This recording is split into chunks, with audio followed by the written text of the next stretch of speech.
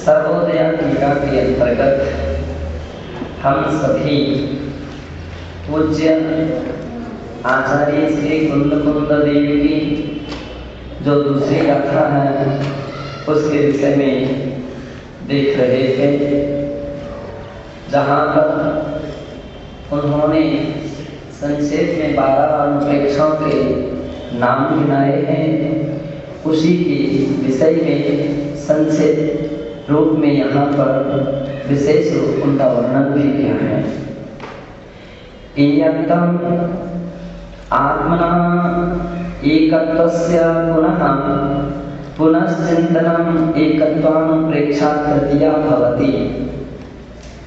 अर्थात आत्मा एकत्व रूप है, एक रूप है, इसलिए उस अखंड एक आत्मा का पुनः पुनः चिंतन करना, बार बार चिंतन करना, उसे एकत्वानुप्रेक्षा कहते हैं। और एकत्वानुप्रेक्षा नाम की तृतीय अनुप्रेक्षा है।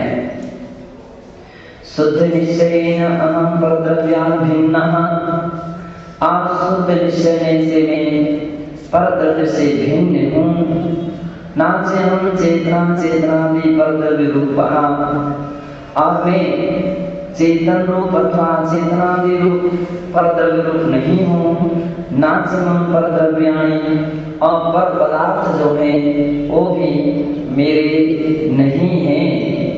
नाचे परद्रव्याम अहम, और उसी प्रकार से मैं भी परद्रव्य का नहीं हूँ। एक आत्मा जायते, केवल एक ही मेरी आत्मा है, केवल एक ही मेरी आत्मा है, ना मैं अन्य किसी का हूँ, ना कोई पदार्थ मेरा है। ऐसा जो विचार करते हैं कि एक आत्मा जायते म्रियते, मैं एक अपनी आत्मा के साथ ही जन्म लेता हूँ और उस आत्मा के साथ ही म्रियते, मृत्यु को प्राप्त होता हूँ। अर्थात अकेला ही जन्म लेता हूँ और अकेला ही मृत्यु को प्राप्त होता हूँ। इस प्रकार से जिसमें विचार किया जाता है, एक एव विविध गतिषु कर्मानुरूपं परिभ्रमति। यह जीव एक ही प्रकार से अकेला स्वयं नाना प्रकार की गतियों में अपने अपने कर्मानुरूप परिभ्रमण करता है। एकाकेव आत्मा कर्माणि बध्नाति, केवल एक आत्मा ही आत्मा कर्मों को बांधती है। एक काकीवचः स्वकर्मफलानि भुङ्क्ते, और यह जीव एक रूप से ही, अकेले रूप से ही अपने द्वारा किए कर्म के फलों को भोगता है। नास्ति तस्य कश्चित् अन्यः सहायकः, कोई भी कर्म के फलों में भी सहायक नहीं होता है। इत्येवं प्रकारेण जन्म जरा मरणं महादुःखानुभवनं प्रति सहायान् अपेक्षता एव एकत्वं तदनुचिन्तनम् एकत्वानुप्रेक्षा। और कहते हैं इस प्रकार से जन्म जरा मरण के महादुखों का अनुभव करने के प्रति सहायान अनपेक्षतया, सहाय के अनपेक्षता से अर्थात सहायता के बिना केवल एकत्वं तद अनुचिंतनम, यह जीव अकेला ही इन समस्त अवस्थाओं को प्राप्त करता है, ऐसा जो चिंतन किया जाता है उसका नाम एकत्वानुप्रेक्षा है। श्रीमद् पूज्यपाद स्वामी की इष्टोपदेशे एताम् अनुप्रेक्षां मनसि धत्वा प्रोक्तम्। श्री पूज्यपाद स्वामी भी पूज्यपाद स्वामी के द्वारा इष्टोपदेश नाम के ग्रंथ में 27वीं गाथा में इस प्रकार से इस अनुप्रेक्षा को मन में रख करके कहा है। एकोऽहं निर्ममः शुद्धो ज्ञानी योगी गोचरः वार्या संयोगजाभावः मत्तः सर्वेऽपि सर्वथा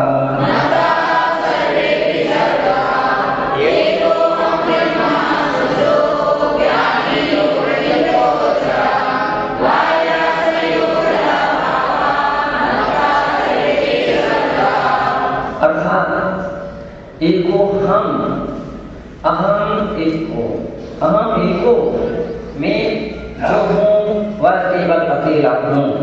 ना मेरे माँ हो सकती हैं निश्चय से, ना पिता हैं, ना भाई हैं, ना अन्य कोई सगे संबंधी हैं, क्योंकि ये सारे संबंध बदलते बदलते रहते हैं। कोई भी संबंध एक जैसा कूटस्थ नहीं रहता है। आज जिसे अपन माँ कह रहे हैं, संभवतः किसी पर्याय में वो किसी दूसरे रूप में थी। जिसे आज हम बेटा कह रहे हैं, वो शायद कभी पिता के रूप में भी था। कोई ना कोई संबंध इस प्रकार से चेंज होते रहते हैं।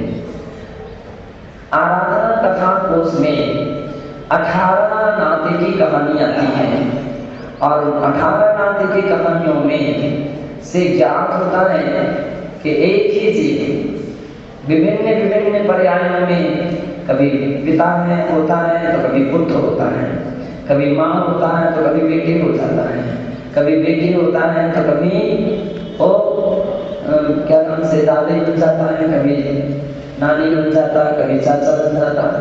इस प्रकार के वह जीवों का ऐसे संबंध जो होते हैं वो निरंतर निरंतर बदलते रहते हैं। सब कुछ बदलता है, केवल आत्मा नहीं बदलती। आत्मा वही की वही रहती है।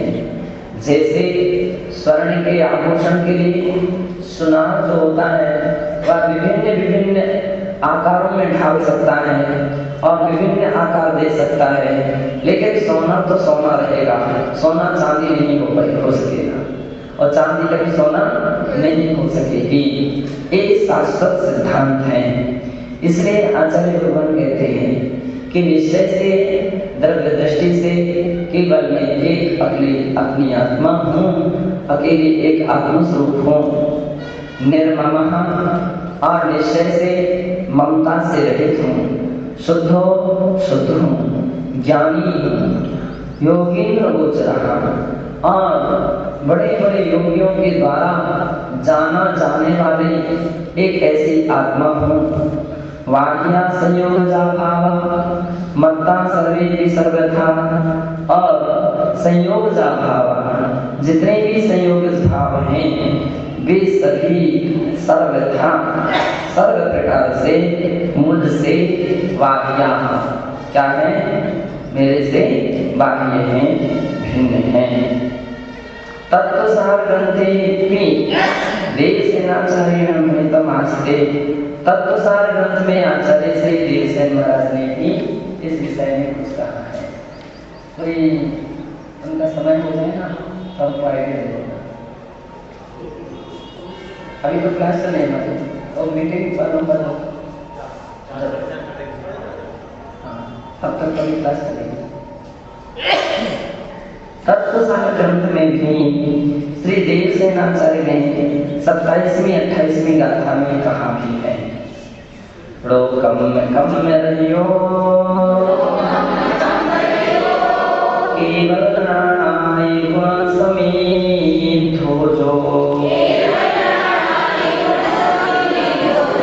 सोम सिद्धो शुद्धो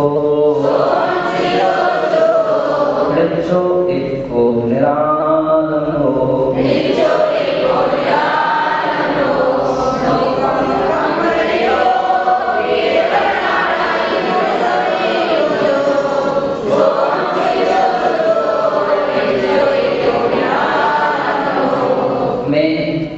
निश्चय से रोकम कम्य रहियो, नो कर्म अर्थात 3 शरीर 6 पर्याप्तियां, इनसे रहित हूँ।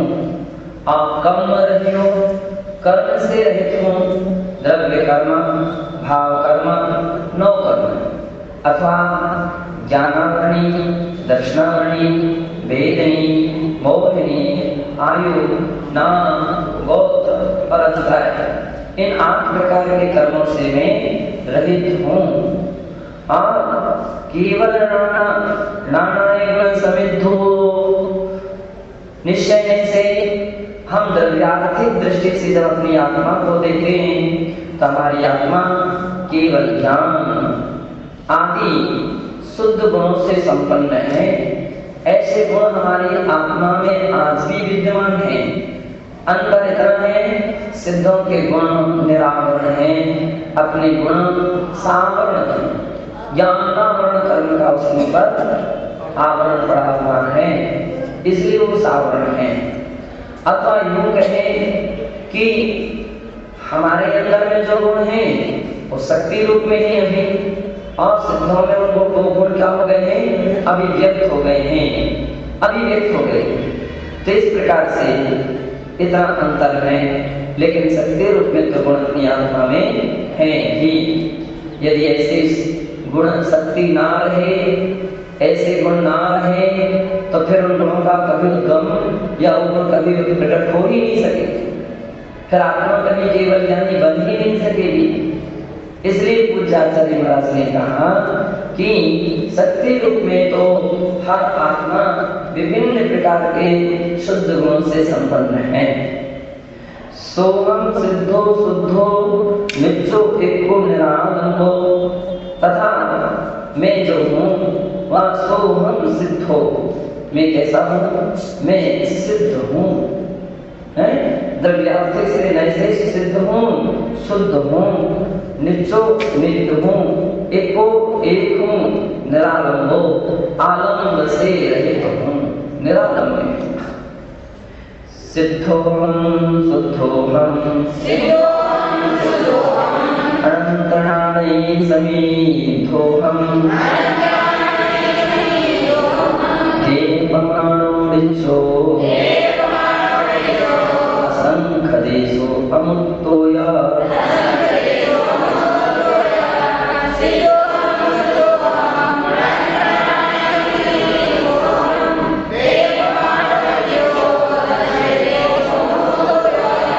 बताते हैं सिद्धो हम, अहम सिद्धो, मैं सिद्ध हूँ, शुद्धो हम, अहम शुद्धो, मैं शुद्ध आत्मा हूँ, अनंतराणमयी समिद्धो हम, और मैं अनंत ज्ञान आदिमय हूँ या इससे समृद्ध हूँ। देवमानो नित्यो, देह प्रमाणों, और आत्मा जो है वह देह प्रमाण है। देह प्रमाण यानी जिस प्राणी का जितना बड़ा शरीर है, आत्मा भी उसकी उतनी ही। चींटी की आत्मा कितनी बड़ी है, चींटी के शरीर के बराबर, और हाथी की आत्मा हाथी के शरीर के बराबर है। यद्यपि एक व्यवहारिक दृष्टि से ऐसा कथन किया जाता है कि आत्मा इस प्रकार से देह प्रमाण है। वास्तविकता में आत्मा के अंदर में संकोच विस्तार नाम की शक्ति है, आत्मा के प्रदेशों में सिकुड़ने की और फैलने की शक्ति है। जैसे दीपक के लिए यहाँ रखा जाए और उसके ऊपर छोटा एक बर्तन झाँक दिया जाए तो प्रकाश कितना होगा, उस बर्तन के प्रमाण होगा। उस बर्तन को निकाल करके उससे बड़ा बर्तन ढक दिया जाए तो उसका प्रकाश उस बड़े बर्तन के बराबर हो जाए, और उसको भी निकाल करके उससे भी बड़ा कोई बर्तन ढक दिया जाए तो भी उससे भी बड़ा उसका प्रकाश उस बर्तन के प्रमाण बन जाएगा। और फिर छोटा रख दीजिए तो छोटे बर्तन के प्रमाण हो जाएगा। तो क्या प्रकाश घट रहा है क्या प्रकाश बढ़ रहा है क्या? नहीं, न घटता है न बढ़ता है। अंतर इतना है, प्रकाश में फैलने की शक्ति है, संकुचित होने की शक्ति है। बड़े बर्तन में बड़े रूप में फैल जाता है, छोटे बर्तन में छोटे रूप में आ जाता है। इसी प्रकार से जिस जीव का जैसा शरीर होता है उस शरीर के प्रमाण आत्मा के प्रदेश संकोच और विस्तार को प्राप्त होते हैं। पूज्य आचार्य महाराज ने इसलिए बताया देह प्रमाण, यह जीव है, जिसकी जितनी जैसी देह उस प्रमाण है वो। नित्यो नित्य रहने वाला है, आत्मा का कभी अभाव या विनाश नहीं होता है। असंख्य देशों और असंख्यात प्रदेशी है, जितनी भी आत्मा है, चींटी की आत्मा भी असंख्यात प्रदेशी है और हाथी की आत्मा भी असंख्यात प्रदेशी है। ना उसमें कुछ बड़े हैं और ना इसमें कुछ घटे हैं। अमूर्तो और आत्मा क्या है? अमूर्तिक है। मूर्ति तो केवल 6 द्रव्यों में एक ही द्रव्य है,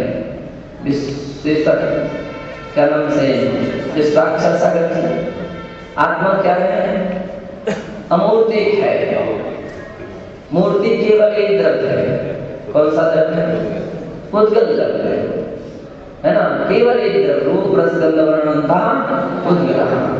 रूप रस गंध और वर्ण जिसमें पाए जाते हैं वो उद्गल द्रव्य है, और आत्मा जो है वो इनसे रहित होने के कारण अमूर्तिक है।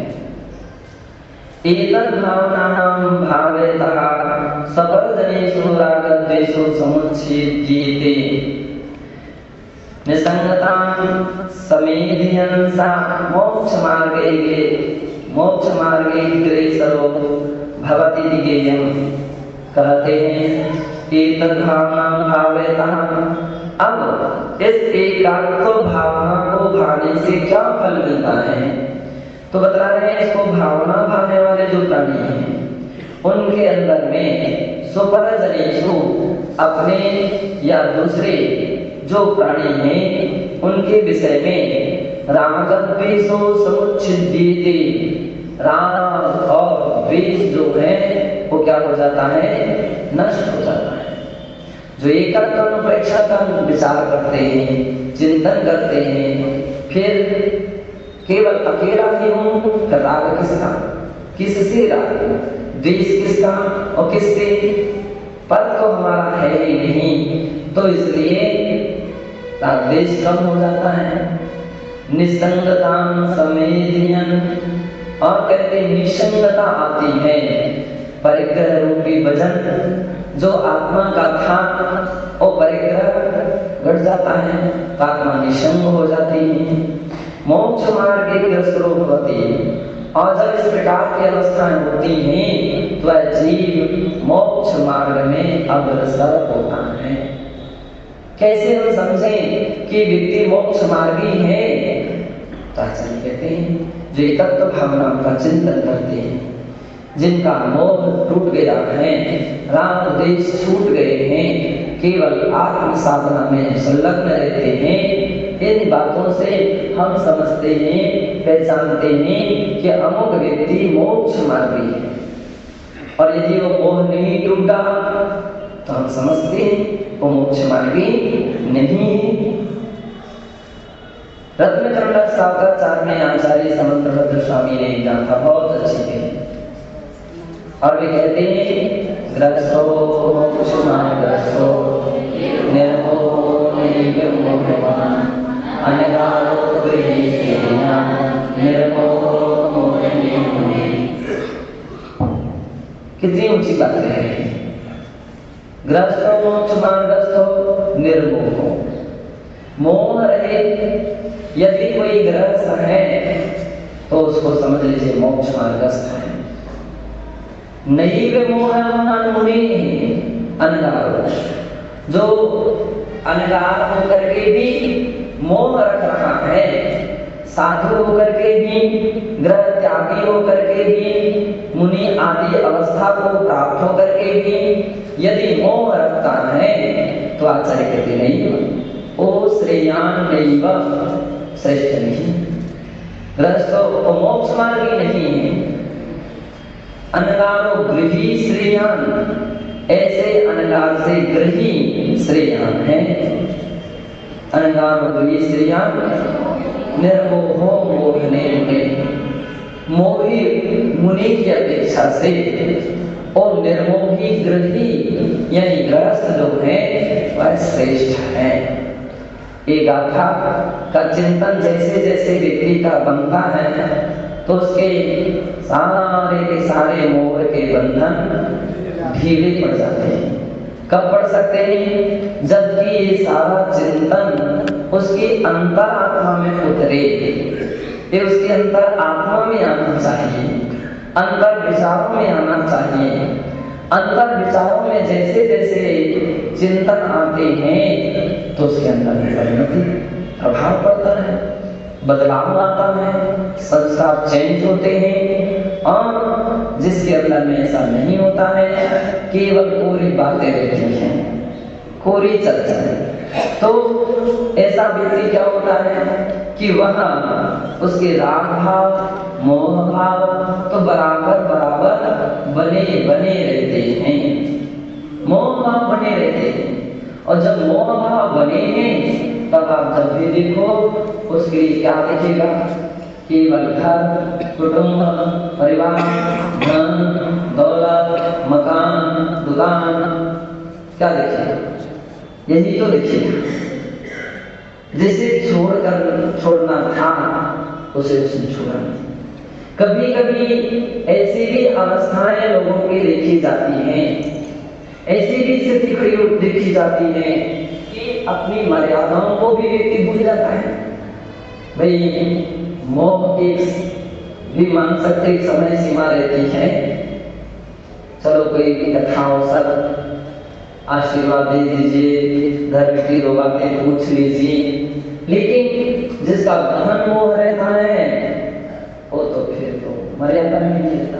कौन सा अवसर है, कब बात करना चाहिए, किस मौके पर नहीं करना चाहिए, कुछ इसके विषय में अनुमति ले लें, पूछ लें, आज्ञा ले लें, फिर तो कोई भी ध्यान नहीं देता। कितना गहरा मोह रहता है। फिर कोई अनुमति लेने की, आज्ञा लेने की, प्रायश्चित लेने की कोई भी विचार नहीं। यहाँ तक भी देखा जाता है कितने सारे ऐसे मोही लोग हैं।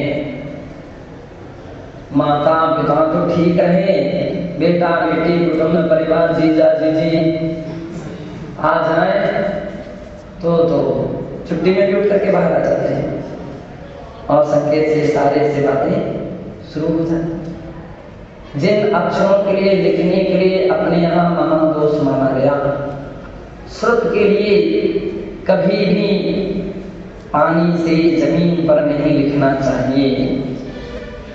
और व्यक्ति क्या कर रहा है? कहाँ गया उसका ज्ञान, कहाँ गया उसका विवेक? जमीन लिख लिख कर सारे बातें होती हैं। और प्रतिषेध जिन दिशाओं में है, ऐसे अवसरों पर छुट्टी आदि के समय में आमतौर पर कहा जाता है कि किसी का चेहरा नहीं देखना चाहिए, किसी को अपना चेहरा नहीं दिखना। मान लीजिए दिखे ऐसा प्रयास करना चाहिए। अरे ये तो हमारे कुटुंबी हैं, ये तो हमारे बहुत दिन में आए हैं, ये तो अभी जाने वाले हैं, अभी इनकी गाड़ी है। अब व्यक्ति उन मर्यादाओं को भूल जाता है। किसके कारण भूल जाता है? केवल मोह के कारण इन सारी मर्यादाओं को भूल जाता है। जो ज्ञानी होता है वो मजबूत रहता है। जाना है जाओ, हमारा क्या चला जाएगा? जाना है जाओ, हमारा क्या चला जाएगा? अरे हम कभी नहीं आएंगे, नहीं आओ। कौन बुला तुमको? वैराग्य जिनका मजबूत है वो तो अपने नियम में, अपनी प्रतिज्ञाओं में, अपने धर्म में, अपने कर्तव्य में ठोस मजबूत रहता है। और अपने आप फिर वो लोग सोचने लगते धन्य हैं इनके वैराग्य। हमारे भैया एक ऐसे थे भी आंख उठा करके भी नहीं देखते थे।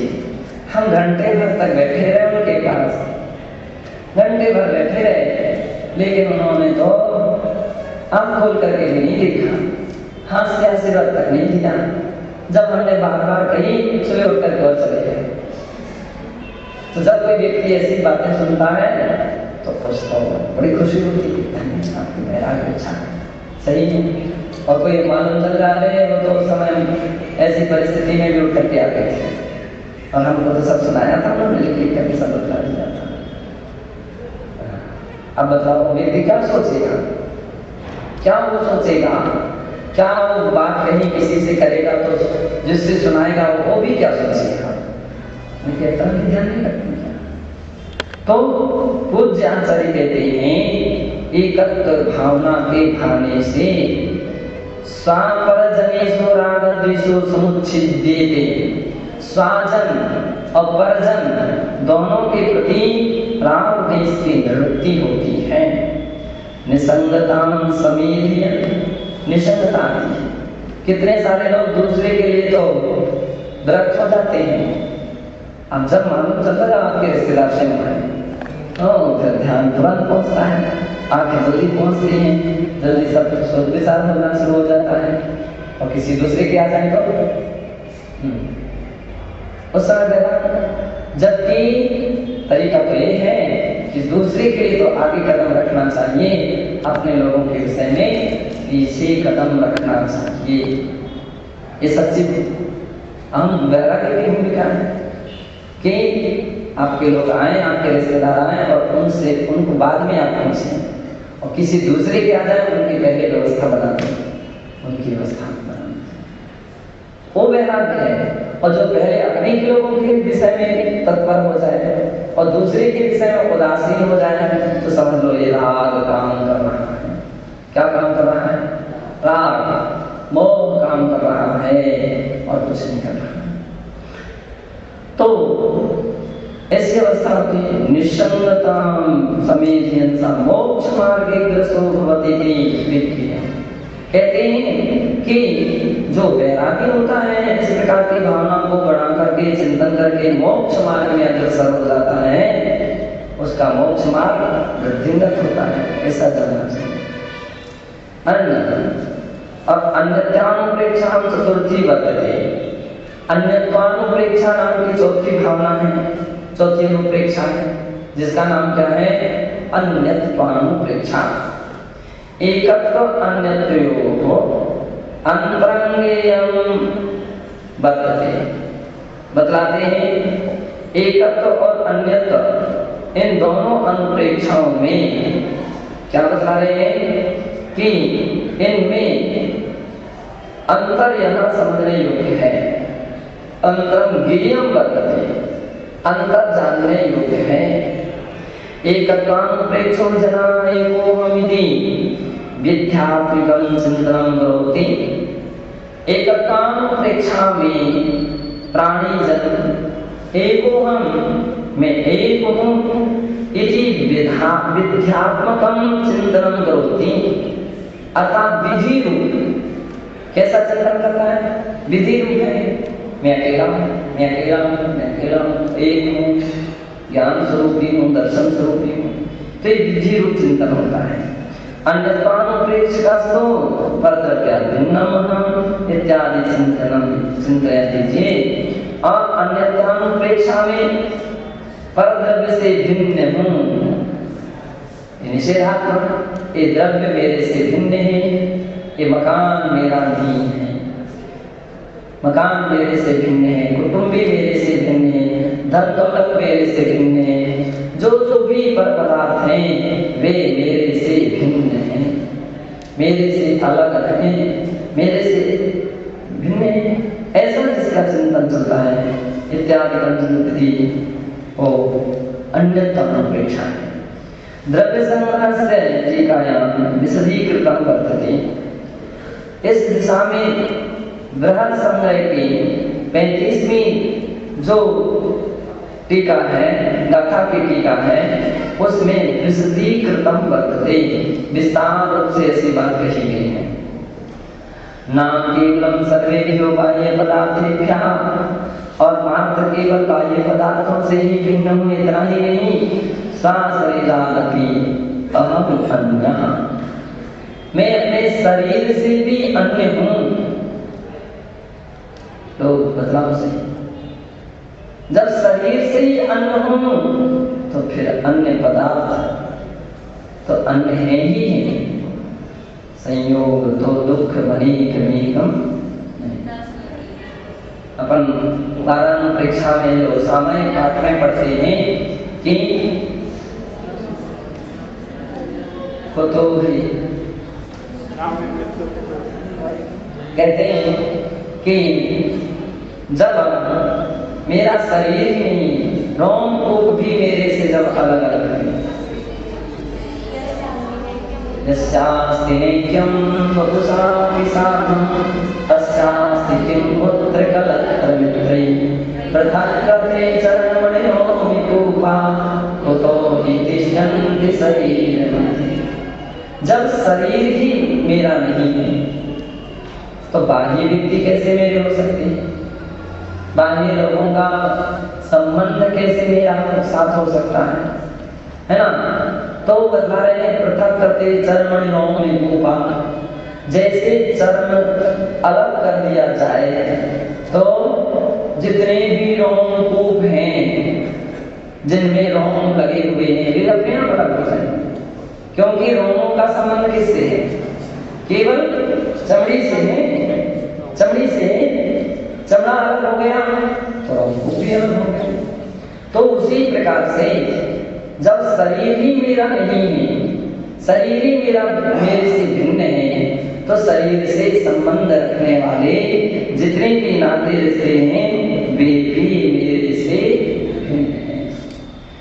इत्येवं पुनः पुनः चिंतन अन्यत्वानुप्रेक्षण, इस प्रकार से बार बार इस प्रकार का चिंतन करना अन्यतानुप्रेक्षा है। यसारभूतं चिंतनम समय सारकल से इत्थं प्रकटितम, और इस अनुप्रेक्षा के सारभूत जो कथन है वो समय सार में इस प्रकार से प्रकट किया गया है। सिद्धांतो यमुनात चित्त चरितै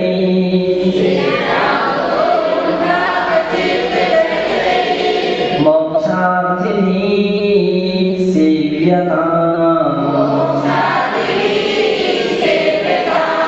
शुद्धं चिन्मयमेकमेव परमं ज्योति सदैवास्यहम्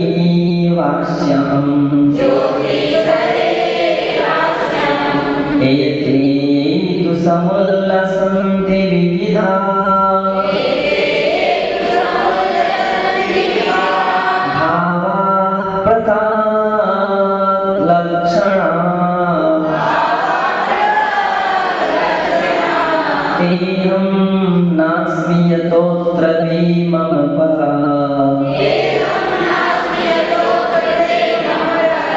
द्रव्यं समाग्रामपि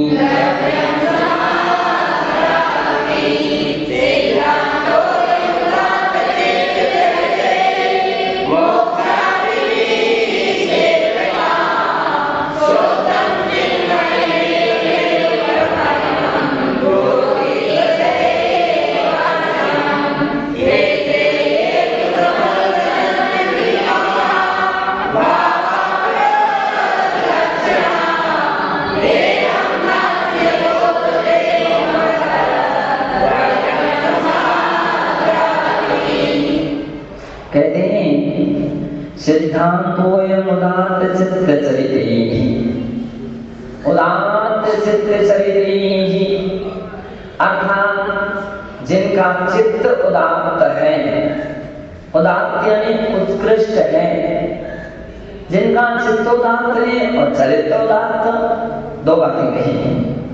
क्या? उदात्त चित्त चरितैः, जिनका उदात्त चित्त है और उदात्त चरित्र है, दोनों बातें महत्व हैं।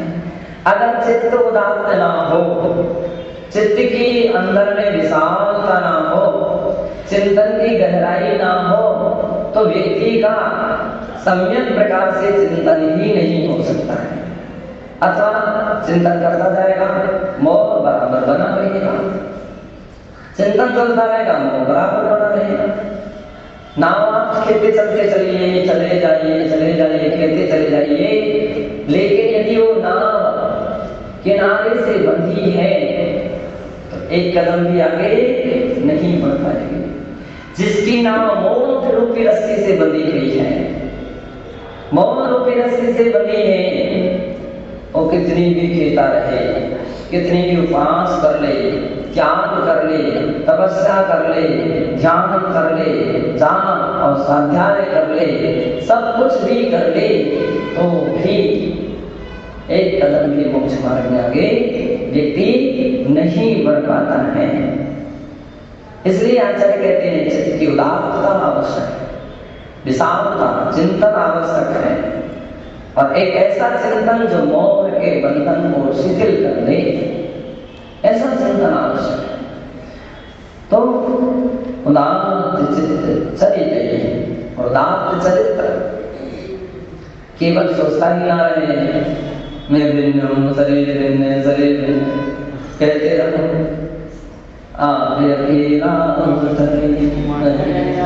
मरे मरे मरे मरे, बचाओ बचाओ बचाओ बचाओ, अरे क्या बात है, कोई सांप आ गया, सांप तो बहुत दूर रहा,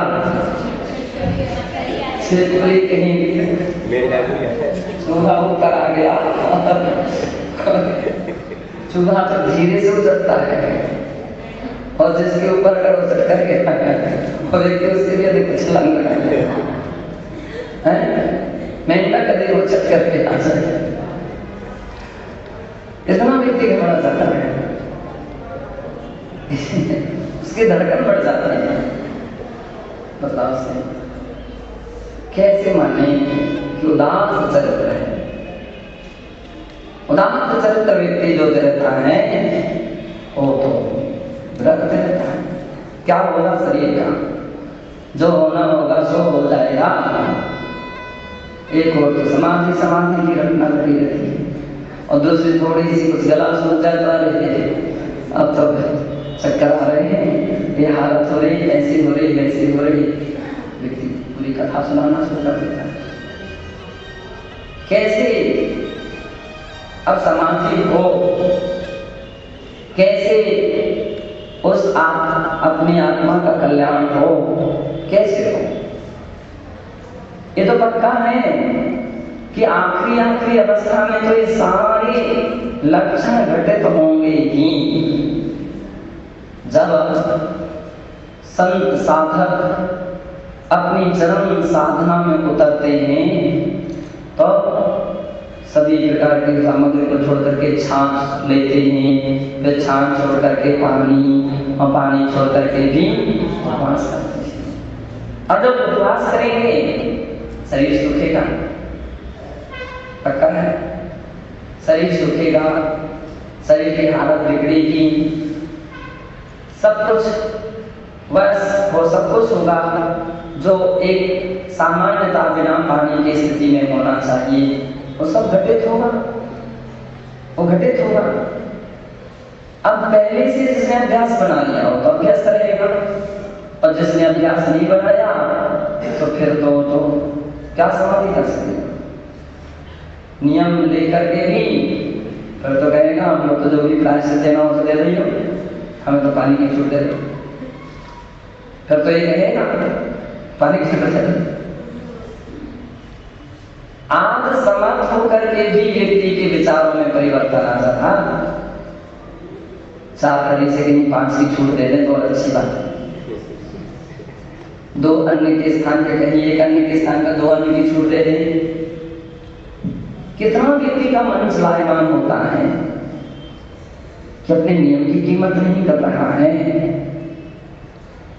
वस्तु की कीमत हो रही है, नियम की कीमत नहीं है, प्रतिज्ञाओं की कीमत नहीं है। वो व्यक्ति सलेखा समाधि कैसे करेगा बदलाव से, कैसे हो सकेगी। तो पूज्याचार्य यहाँ कहते हैं कि इन सबको तो छोड़ना ही पड़ेगा, सारे इस प्रकार की मोह माया को तिलांजलि देना पड़ेगी। तो जिसका ऐसा विचार होगा तो चरित्र उदात्त होगा उस व्यक्ति का, फिर चारित्र प्रधान हो जाएगा, नियम प्रधान हो जाएगा, व्रत उसके प्रधान हो जाएंगे, मोक्षार्थ भी सेव्यता। इसलिए कहते हैं उन लोगों के लिए जो उदात्त चित्त वाले हैं, उदात्त चारित्र जिनका है, उनके लिए इस बात का ध्यान रखना चाहिए। कौन सी बात का? शुद्धे चिन्मयमेकमेव परमं ज्योति सदैवात्म्यहम्। मैं शुद्ध हूँ, चिन्मय हूँ, एक हूँ, परम ज्योति स्वरूप हूँ, सदैव सदैवास्यहम्। मैं सदा शुद्ध चेतन में एक परम ज्योति हूँ। और ये तो समुल्लसन्ति विविधा भावा पृथक लक्षणा। और जो भी पदार्थ हमको दिख रहे हैं, विविध भावा, अलग अलग प्रकार के पदार्थ या व्यक्ति नजर आ रहे हैं, वे तो पृथक लक्षण, ये मेरी आत्मा से भिन्न लक्षण वाले हैं, मेरी आत्मा के स्वरूप से भिन्न हैं। तेहम नास्मि, इसलिए मैं उस रूप नहीं हूँ। यतोत्र मे मम परद्रव्यम समग्रापि, है ना। तो जो भिन्न लक्षण वाले विविध भाव प्रकट होते हैं वे मैं नहीं हूँ, क्योंकि वे सभी मेरे लिए कैसे हैं? परद्रव्यम, पर पदार्थ हैं, पर द्रव्य हैं। ऐसा मोक्ष मार्गी प्राणियों के लिए चिंतन करना चाहिए। एकदम अनुप्रेक्षां भावयता शरीरादिकं प्रतिस्पृहा नश्यति। इस प्रकार से भाव ना भाता हुआ जो व्यक्ति है, उसका कौन से अनुप्रेक्षा? जो अन्यथा अनुप्रेक्षा है, उसका चिंतन करने वाले व्यक्ति के अंदर में शरीरादिकं प्रतिस्पृहा नश्यति। शरीर आदि, शरीर और शरीर से संबंध रखने वाले जितने भी पदार्थ हैं, उनसे संबंध क्या हो जाता है? नश्यति। ओ शरीर स्पृहा नश्यति, जो स्पृहा है, निरंतर उसका ध्यान बना हुआ है, इच्छा बनी हुई है, लालसा बनी हुई है, वो नष्ट हो जाती है। वैराग्य वृद्धि, अवैराग्य वृद्धि को प्राप्त होता है। ततस्य मोक्ष मार्ग गति ही, और इससे मोक्ष मार्ग में गति होती है, और मोक्ष मार्ग उसकी मोक्ष मार्ग में प्रगति होती है। सुकरा जायते, और मोक्ष मार्ग सुकर हो जाता है। कैसा हो जाता है? सुकर, सुकर यानी सरल हो जाता है, सुख कर हो जाता है। ऐसा सुकर कहलाता है, सरल हो जाता है, सुलभ, सुकर सरल हो जाता है, ऐसा जानना चाहिए। अब आगे संसार अनुप्रेक्षा का चिंतन चलेगा।